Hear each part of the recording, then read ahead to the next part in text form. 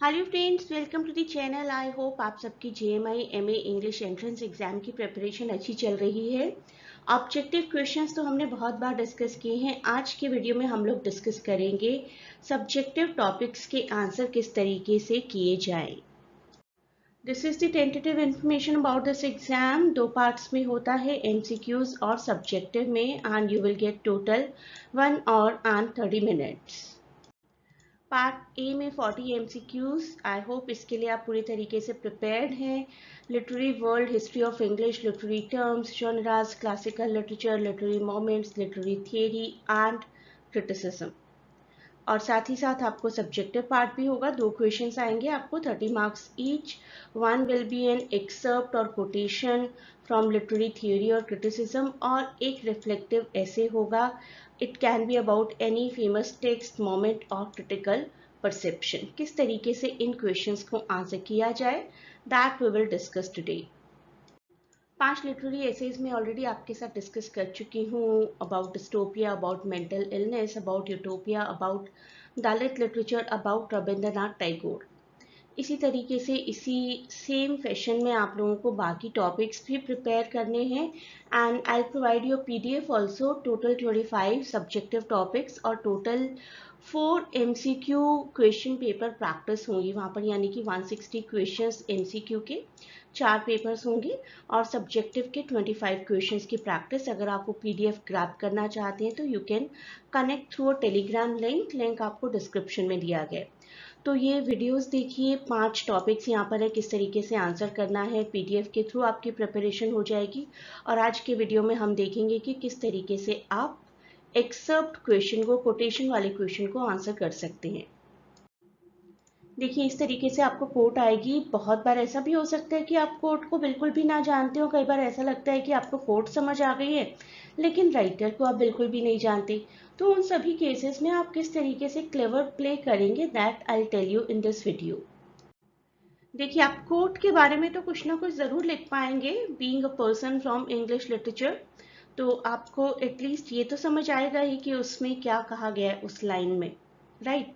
उस लाइन को फिर थोड़ा सा एक्सप्लेन करने की कोशिश करिए, in case you do not know about the writer. Writer जानते हैं तो that will be an added thing, that will be an icing on the cake. तब आप राइटर के बारे में भी ज़रूर बताइए। लेकिन अगर राइटर नहीं जानते हैं तो थोड़ा बहुत ज़रूर लिखिए कि this person was a prominent writer of his era and glorified his era with his writing, something like that। कुछ प्रेज ज़रूर कीजिए एक पर्सन की।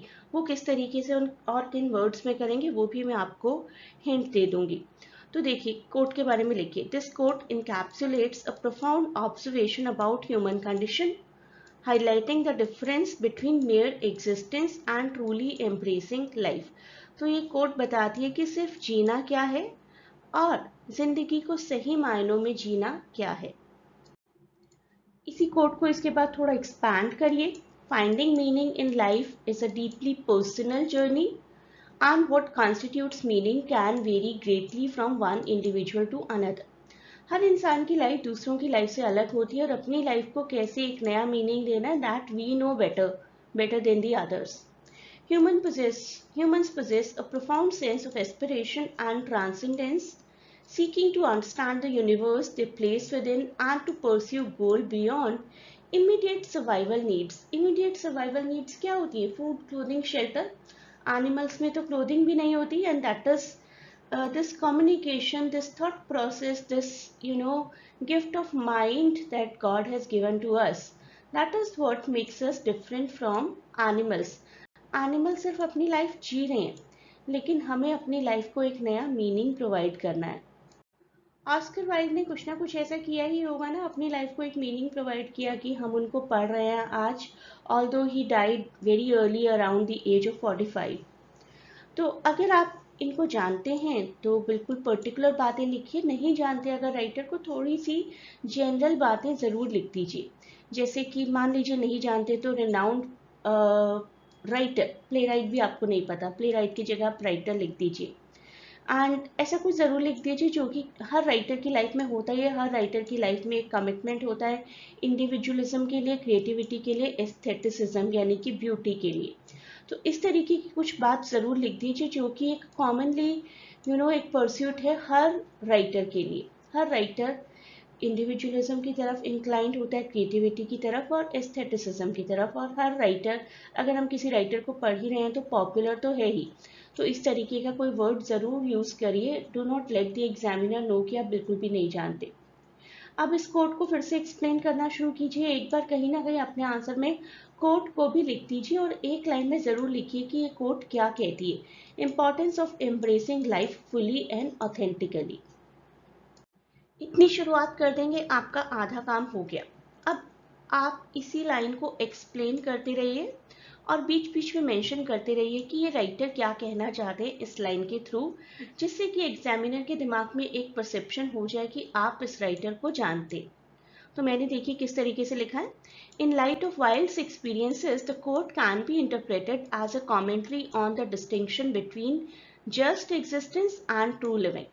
वाइल्ड क्या सजेस्ट करते हैं कि merely going through the motions of life, life की ट्यून पर डांस करना तो सब कर सकते हैं, सोसाइटी की जो एक्सपेक्टेशंस हैं उनको फुलफिल करने की कोशिश सब कर सकते हैं, वो तो आसान है। लेकिन जेन्युइन चीज़ क्या है कि आप अपनी एक्सपेक्टेशंस के अकॉर्डिंग अपनी लाइफ को जिए, अपनी लाइफ को एक मीनिंग प्रोवाइड करें, अपनी फीलिंग्स को सप्रेस ना करें और अपनी लाइफ को एक फुलफिलमेंट प्रोवाइड करें। कोई एक लिटरेरी एग्जाम्पल ले लीजिए। इस कोट को प्रूव करने के लिए मैंने यहाँ पर प्राइड एंड प्रेजुडिस की कैरेक्टर एलिजाबेथ का एग्जाम्पल लिया। एलिजाबेथ जो कि एलिजाबेथ बेनेट थी, एलिजाबेथ बेनेट फैमिली से बिलोंग करती थी।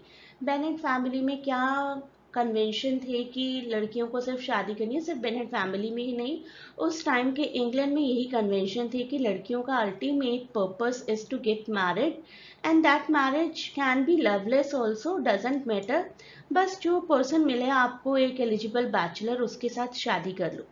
लेकिन एलिजाबेथ ने कंफर्म करने के लिए रिफ्यूज किया। Elizabeth's refusal to settle for a loveless marriage based on convenience of societal pressure reflects her unwavering dedication to living life on her own terms. वो जानती थी कि अपनी शर्तों पर जिंदगी कैसे जीनी है। In the end, her authenticity and resilience are rewarded as she finds true love in the form of Mr. Darcy. तो हमें पता चलता है कि एलिजाबेथ सिर्फ सोसाइटल कन्वेंशंस के अकॉर्डिंग लाइफ को नहीं जी रही थी, उनके अंदर खुद एक ट्रांसफॉर्मेटिव पावर थी, अपने आप की आइडेंटिटी प्रूव करने की एक पावर थी और लाइफ में वो सब कुछ पाने की एक चाहत थी जो कि उस टाइम के इंग्लैंड में कन्वेंशनल नहीं था। तो आप इसी तरीके की कुछ लाइंस वाइल्ड के लिए भी लिख दीजिए कि वाइल्ड ने भी हमेशा ऐसा ही किया, अपनी लाइफ को अपने डिज़ायर्स, पैशंस और अपनी इंडिविजुअलिटी के अकॉर्डिंग जिया, सोसाइटल जजमेंट के हिसाब से नहीं। It meant daring to be oneself fully, है ना। अगर आप अपनी दिल की सारी चाहतें पूरी करना चाहते हैं, ऑफकोर्स किसी को नुकसान पहुंचाए बगैर, लोगों को फेस करना है, आपको लोगों को अपोज करना है, तो वो बहुत टफ लाइफ होती है। In this sense, Wilde's own life exemplifies the pursuit of living authentically despite the risks and challenges it entails. तो ये तो आप तब लिखेंगे जब आप नहीं जानते इन राइटर को। जब आप जानते हैं तब आप कुछ पर्टिकुलर डिटेल्स लिखिए जो कि मैं आपको बताने वाली हूँ। वाइल्ड क्या थे? बहुत ही फ्लैम्बॉयंट पर्सनालिटी थे, लाइफ को अपनी शर्तों पर जिया करते थे, फैशनेबल कपड़े पहना करते थे, विट बहुत अच्छी थी। And one personal thing about him is homosexuality. He was a homosexual और होमोसेक्सुअलिटी को वो क्राइम नहीं मानते थे। Right, homosexuality legally was a crime back in that point of time during 19th century, लेकिन उन्होंने होमोसेक्सुअलिटी को अपनाया और इवन होमोसेक्सुअलिटी के लिए उन पर एक केस किया गया था, वो केस उन्होंने लड़ा, ऑल्दो वो हार गए थे, लेकिन उन्होंने अपनी आइडेंटिटी को नहीं छुपाया और सोसाइटी को अपोज करके कुछ ऐसा काम किया जो उनकी चाहत थी। तो this made him a central figure in aesthetic and decadent moments of late 19th century. तो आप कुछ पर्सनल लिखिए जब आप जानते हैं। अगर नहीं जानते तो कुछ कॉमन लिख दीजिए जो कि मैंने आपको प्रीवियस पैसेज में बताया। फिर एंड आप इस तरीके के किसी कोट से कर सकते हैं कि it requires a willingness to swim against the tide लहरों से उल्टा तैरना बड़ा मुश्किल होता है, चैलेंज करना प्रिवेलिंग नॉर्म्स को, बिलीफ्स को बड़ा मुश्किल होता है और अपना पाथ खुद बनाना बहुत मुश्किल होता है। आसान है, सोसाइटी ने आपको बता दिया कि you are born, study this, make a career in that field, get married, have children and make the life of children and die. ये बड़ी कन्वेंशनल सी लाइफ है। इस कन्वेंशन से हटकर अगर कोई जीना चाहता है तो वही जिंदगी है। वो जिंदगी टफ हो सकती है, लेकिन आप अपनी आइडेंटिटी प्रूव करते हैं। इसके बाद आप पूरे पैराग्राफ को कंक्लूड कर दीजिए, राइट। ऑस्कर वाइल्ड, जो कि प्रोफाउंड इंसाइट रखते थे, एक पावरफुल रिमाइंडर थे हम सबके लिए कि लाइफ कैसे जीनी चाहिए fully. To live authentically is to transcend mere existence and to cultivate a life that is true to oneself. ऐसे जीना जैसे आप जीना चाहते हैं, लेकिन ऑफ कोर्स ये ध्यान रखिए किसी को नुकसान पहुंचाए बगैर। It is a radical act of self-affirmation, a declaration of our inherent worth and dignity as human beings. We are not animals जो कि सिर्फ बेसिक इंस्टिंक्ट्स के लिए जी रहे हैं। अपनी वर्थ और अपनी डिग्निटी, अपनी आइडेंटिटी के हिसाब से नहीं जिए तो क्या जिए। As we navigate the complexities of modern life, let us heed wild's wisdom and strive to live with intention, passion and authenticity.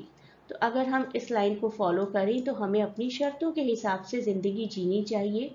For it is in doing so that we discover the true essence of what it means to be alive. तो जिंदा रहना क्या है वो हम तभी जान सकते हैं जब हम जिंदगी उस हिसाब से जिएं जैसे हम जीना चाहते हैं। You will get 4 mock tests in the PDF, 40 questions each होंगे जिसके अंदर with detailed explanation। तो हर आंसर की एक explanation भी होगी। साथ ही साथ होंगे 25 important topics। तो you can grab this PDF, please connect at this link. The link is given in description too। 2025 exams के लिए एडमिशन शुरू हो चुके हैं। You can connect with us through the same Telegram link or with the help of a WhatsApp link that is also given in description. A great good luck for your upcoming examination.